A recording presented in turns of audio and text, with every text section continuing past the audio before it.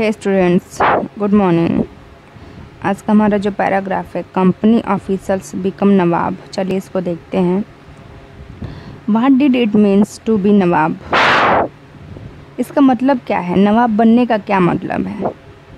It meant of course that the company acquired more power and authority.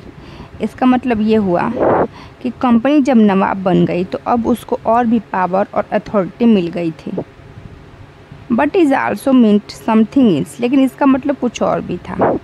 Each company servant became to have vision of living like nawab. अब हर एक company जो थी उसका जो नवाब था, उसके जो सर्वेंट थे वो नवाब की तरह जीवन जीना चाहते थे। ऐसा नहीं था कि जिस समय ईस्ट इंडिया कंपनी यहाँ इस्टेब्लिश्ड हो गई तो बस एक वही कंपनी थी। अब धीरे धीरे बहुत सारी कंपनियाँ भारतवर्ष में अंग्रेज़ों की खुल गई थी और वहाँ के जो भी सर्वेंट थे वो सब अब नवाब बनना चाहते थे। आगे देखिए।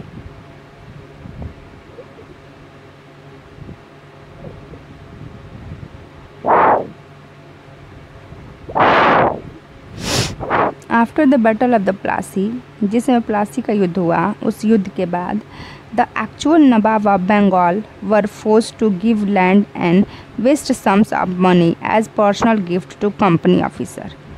तो प्लासी के युद्ध के बाद अंग्रेज़ों के द्वारा जो बंगाल के नवाब थे उनको ऊपर ये दबाव डाला जाने लगा कि आपके पास जो भी आपका अपना लैंड है, जो भी आपने पैसे रखे हैं, वो सब हम कंपनी ऑफिसर को गिफ्ट कर दीजिए, दान दे दीजिए। Robert Clive himself ashamed a Fortune in India. Robert Clive ने कहा कि मैं भारत का भविष्य हूँ, ये सारा धन दौलत सारी चीज़ें मुझे दे दीजिए, मैं नवाब बन करके बंगाल को चलाऊँगा। He had came to Madras. फिर रॉबर्ट क्लाइव मद्रास आता है, जिसको अब हम लोग चेन्नई बोलते हैं। कहाँ से? फ्रॉम इंग्लैंड इन 1743 में। And at the age of 18 वर्ष की उम्र में, when in 1767 he left India. फिर जब उस 1766 में जिस समय वो भारत को छोड़ के जाता है, his Indian Fortune was worth, यहाँ पे पैसा दिया गया है कि इतना पैसा वो कमा करके भारत से जाता है। Interestingly when he was appointed governor of Bengal. और अगर हम बात करें और इस बात को देखें कि जिस समय वो 1764 में बंगाल का गवर्नर बनता है, कौन? Robert Clive.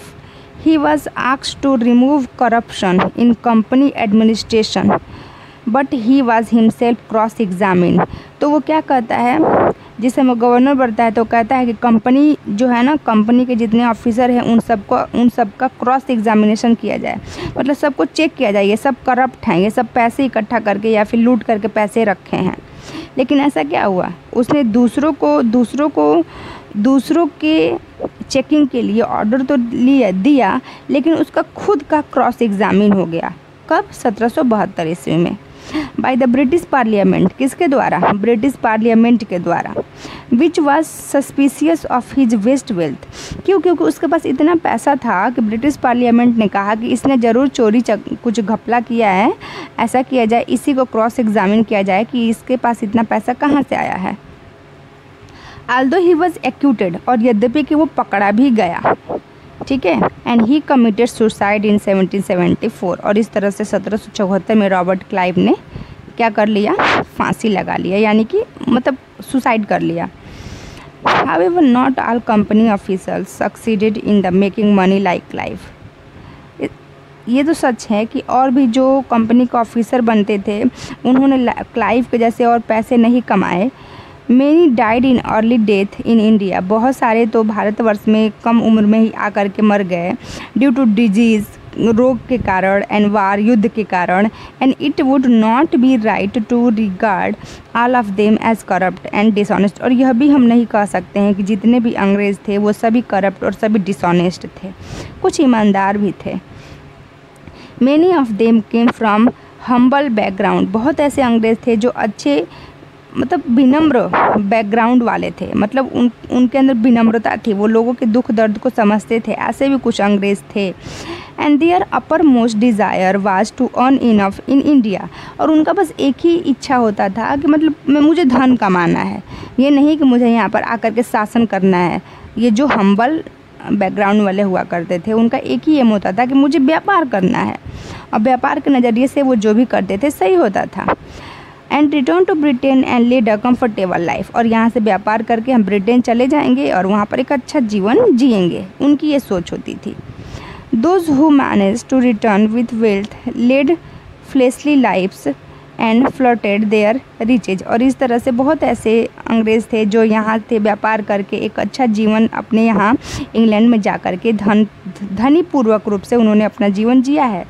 And they were called nawabs, और वहाँ पे वो अपने आप को क्या कहते थे जा कर के नवाब्स। नवाब नहीं बोल पाते थे ना, तो उसको क्या बोलते थे, नवाब्स। यानी इंग्लैंड में ऐसे हम्बल बैकग्राउंड वाले अंग्रेज जब यहाँ से व्यापार करके इंग्लैंड वापस जाते थे और जब वहाँ पर वो अपना जीवन जीते थे तो वो अपने आप को नवाब्स की उपाधि दे करके रहते थे।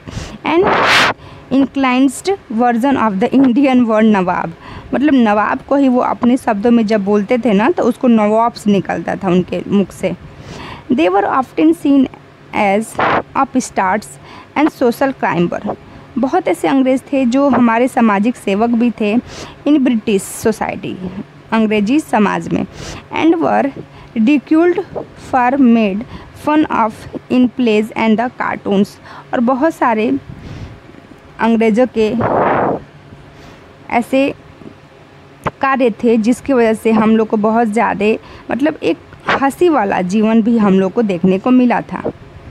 कंपनी रूल एक्सपेंडेड्स, कंपनी का जो रूल था वो अब फैल रहा था। कंपनी का रूल क्या हो रहा था, फैल रहा था। If we analyse the process of the annexation of India state by the East India company from 1757 to 1857, अगर हम बात देखें कि 1757 से 1857 तक किस तरह से अंग्रेज़ों ने भारत के राज्य को अपने हक में मतलब हड़प लिया। Certain key aspect emerge, the company rare launch a direct military attack, तो कंपनी ने इस समय एक मिलिट्री पावर लॉन्च किया ऑन द अननोन टेरिटरीज, कहाँ पे, अटैक करने के लिए। किस जगह पे, जो अननोन टेरिटरीज थी, मतलब जो अंग्रेज़ों के अधीन में नहीं था, कुछ ऐसे भी साम्राज्य थे जो अंग्रेज़ों की बात नहीं सुनते थे, तो उनको अपने साथ मिलाने के लिए, उन पर आधिपत्य करने के लिए इन अंग्रेज़ों ने एक मिलिट्री तैयार की थी। Instead it used a variety of political, economic and diplomatic method, जबकि इन जगहों को मिलाने के लिए इन लोगों ने राजनीतिक प्रभावी या फिर मतलब उन लोगों को दबा करके, डरा के, धमका करके बहुत सारी कोशिश की जिससे कि ये जो टेरिटरी थी वो इनके अंडर में आ जाए। एंड इंडियन किंगडम, कहाँ की, जो भारतीय साम्राज्य थी उसकी। After the battle of the Buxar, जिस समय 1764 में बक्सर का युद्ध होता है, उसके बाद the company appointed resident in India state, company ने क्या कहा कि अब हम लोग खुद के रेजिडेंट यहाँ पर बनाएंगे, यानी हमारे ये जो सिपाही हैं, ये जो भारतीय सिपाही हैं, अब इनसे हमारा काम नहीं होगा, अब हम अपने यहाँ के रेजिडेंट यानी कि स्थानीय शासक यहाँ पे बनाएंगे रेजिडेंट, और वो यहीं रहेंगे। They were political of the commercial agent, और वो राजनैतिक और आर्थिक दोनों एजेंट होंगे। And their job was to serve and further the interest of the company, और उनका काम क्या होगा, जो कंपनी है उससे उसको देखना और उससे ज़्यादा से ज़्यादा कर निकालना, यही उनका कार्य होगा। दो the resident the company officer began interfering, जैसे धीरे धीरे ये जो रेजिडेंट जो कंपनी के ऑफिसर बने थे ये धीरे धीरे इंटरफेयर करना शुरू कर दिए। किन चीज़ों में, the internal affair of Indian state, यानी भारतीय राज्य के आंतरिक हिस्सों में भी ये लोग अब इंटरफेयर करना शुरू कर दिए। They try to decide who was to be the successor of the throne, अब ये जो रेजिडेंट थे अब ये निश्चित करने लगे कि कौन आगे हमारी गद्दी पर, यानी बंगाल का नवाब या फिर हमारा बादशाह कौन होगा जो बनेगा। And who was to be appointed in the administrative post, और कौन हो जा जो शासक की कुर्सी पर बैठेगा। Sometimes the company forced the state into a subsidiary aliens, company ने कभी कभी कंपनी ने सब्सिडरी एलियंस के नाम से भी एक पद निकाला और उस पर दबाव डाला गया कि ऐसे भी पद निकाले जाएं। According to the term of this alliance, Indian ruler were not allowed to have this independent armed force. लेकिन इस टर्म के अनुसार जो भारतीय लोग थे ये ऐसे सैनिक नहीं चाहते थे। They were to be protected by the company but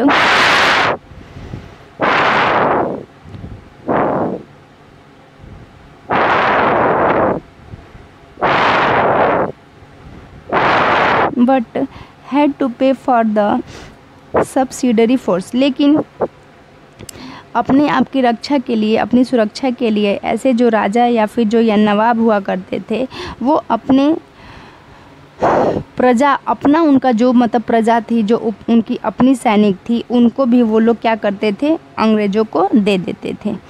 that the company was supposed to maintain for the purpose of this protection, जिससे कि कंपनी उनको मेंटेन करके रख सके, जिससे कि हम दूसरे लोगों से प्रोटेक्ट हो सकें। ऐसा मतलब हम भारत के लोग ये समझते थे कि जो अंग्रेज़ हैं ये हमारी रक्षा कर रहे हैं और अगर इनको हम अपने जो प्रजा है, जो प्रजा के सिपाही है, उनको भी इनके साथ अगर हम दे दें तो ये सब मिल करके हमारे राज्य को बचाएंगे। ऐसा ये दिलासा देते थे कौन, अंग्रेज़।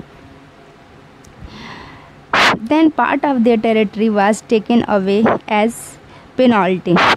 For example when Richard Wellesley was governor general, जिस समय रिचर्ड वेलेस्ली गवर्नर जनरल था 1798 to 1805, the nawab of Awadh, Awadh के जो नवाब थे, was force to give over half of his territory to the company in 1801। तो अवध के नवाब को ये कहा गया कि ऐसा है कि आप अपने साम्राज्य को अच्छे से नहीं चला पा रहे हैं, इसलिए आप अपना साम्राज्य हमको दे दीजिए, हम उसको अच्छे से चलाएंगे।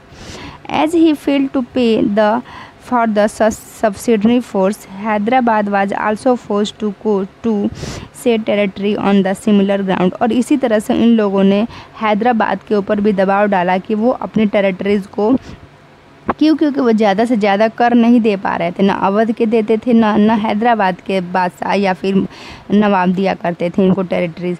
तो ये टेरिटरीज़ के बहाने ये चाहते थे कि हम क्यों नहीं इनके राज्य को ही हड़प लें।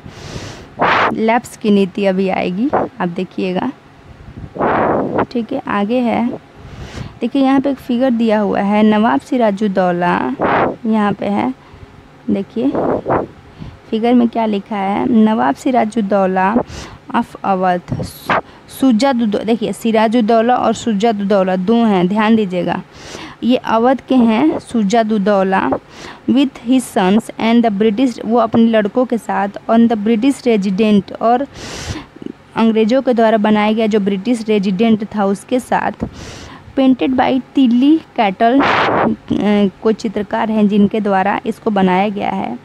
The territories that followed the Battle of the Buxar forced Nawab Siraj-ud-Daulah to give up much of his authority।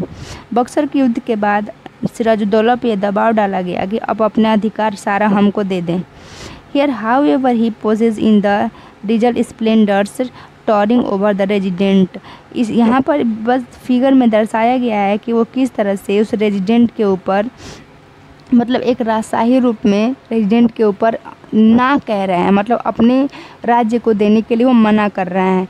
तो इस तरह से इस फिगर को दर्शाया गया है, जबकि ऐसा हुआ नहीं। इन लोगों ने सारा स्टेट ही हड़प लिया इन लोगों से, हड़प नीति के तहत।